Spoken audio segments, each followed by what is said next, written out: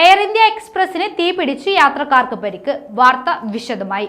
ബംഗളൂരിൽ നിന്ന് കൊച്ചിയിലേക്ക് പുറപ്പെട്ട എയർ ഇന്ത്യ എക്സ്പ്രസിനാണ് തീപിടിച്ചത്. റൺവേയിൽ നിന്ന് ടേക്ക് ഓഫ് ചെയ്ത ഉടനെ വിമാനത്തിന് തീപിടിക്കുകയായിരുന്നു. ഇതോടെ വിമാനം അടിയന്തര ലാൻഡിംഗ് നടത്തി.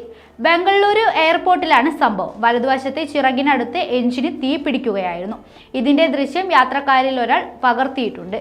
തീ കണ്ട് യാത്രക്കാർ ബഹളം വെച്ചതോടെയാണ് എമർജൻസി ലാൻഡിംഗ് നടത്തിയത് എന്നാണ് അറിയാൻ കഴിയുന്നത്. അതേസമയം ചില യാത്രക്കാർക്ക് പരിക്കേറ്റതായാണ് വിവരം. തലനാരിഴയ്ക്ക് വൻ ദുരന്തമാണ് ഒഴിവായത്. എങ്ങനെയാണ് തീ പിടിച്ചത് എന്ന് വ്യക്തമല്ല. 11 മണിക്കാണ് ബോർഡിംഗ് കഴിഞ്ഞ് വിമാനം ടേക്ക് ഓഫ് ചെയ്തത് എന്ന് യാത്രക്കാരനായ അഡ്വക്കേറ്റ് രാജസിംഹൻ റിപ്പോർട്ടർ ടിവിയോട് പറഞ്ഞു. തീ പടരുന്നത് കണ്ടയുടനെ പിറകുവശത്ത് നിന്ന് ശബ്ദവും കേട്ടിരുന്നു എന്ന് രാജസിംഹൻ പറഞ്ഞു.